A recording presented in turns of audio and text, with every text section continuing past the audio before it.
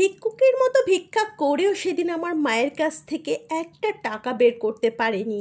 আমার অপরাধ ছিল, আমি ভালোবেসে বিয়ে করেছিলাম বেকার ছেলেকে।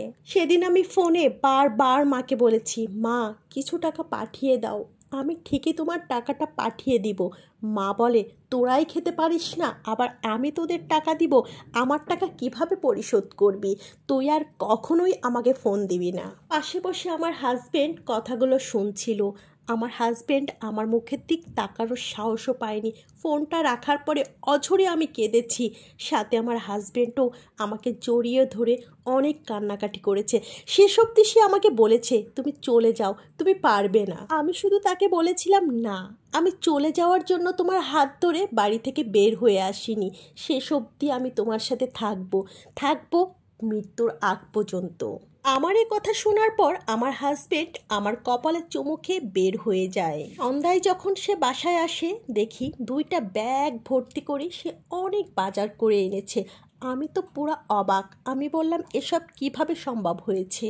সে আমাকে যে কথাটা শোনালো, ওই কথাটা শোনার জন্য আমি মোটেও প্রস্তুত ছিলাম না। সে বলল, বাড়িওয়ালা রিক্সাটা নিয়ে বের হয়েছিলাম। কথাটা শোনার পর বাজারের ব্যাগ আমার হাত থেকে পড়ে গেল। পড়ে যাওয়ার সাথে সাথে আমি তার হাত দুটো ধরি। হাত দুটো যেই আমি দেখি, 2 হাতে ফোস্কা পড়ে লাল হয়ে আছে। আমি ঠিক কী করব বুঝতে পারছিলাম না। না তার হাত দুটো ছাড়তে পারছিলাম, না আমি অন্য কিছু করতে পারছিলাম। তাকে সান্ত্বনা দেওয়ার মতো কোনো ভাষা আমার ছিল না, ছিল শুধু চোখের পানি। তাকে কি সান্ত্বনা দিব? সেই আমাকে বারবার সান্ত্বনা দিয়ে বলছিল, আমি একটা কিছু করব, তুমি তোমার পড়াশোনা শুরু করো। আমি তখন তাকে বললাম, যেখানে ভাতই জুটছে না একবেলা, সেখানে পড়াশোনার কথা কিভাবে চিন্তা করো? সে আমাকে সান্ত্বনা দিয়ে বলল, এত বড় পৃথিবীতে কেউ কখনো না খেয়ে মারা যায় না, আল্লাহ একভাবে না একভাবে রিজিকের ব্যবস্থা করে দেয়। এভাবেই আমাদের দিন চলতে থাকে। 1 দিন 2 দিন করে করে আমাদের প্রায় 6 মাসের মতো দিন পার করে ফেললাম। হুট করেই একদিন মায়ের ফোন আসে।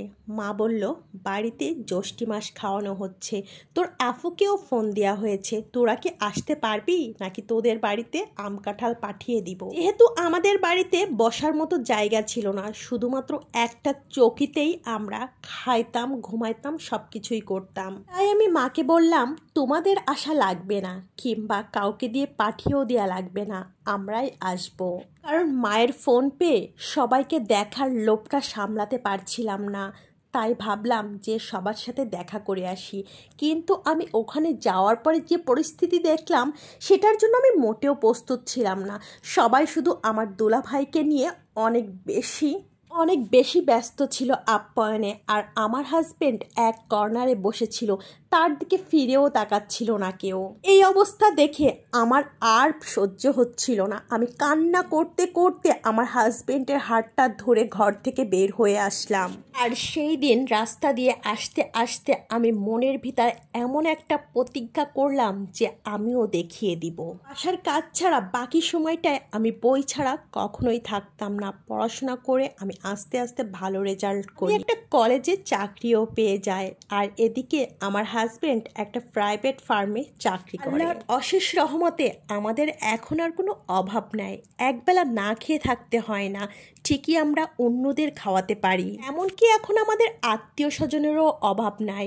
বাড়িতে অনেক আত্মীয় স্বজন আসে, কিন্তু আমি কোনো আত্মীয় স্বজনের কাছে যাই না। এমনকি আমার মায়ের বাড়িতেও আমি যাই না। কারণ ওই যে আমি হাত ধরে বের হয়ে এসেছিলাম হাজবেন্ডের,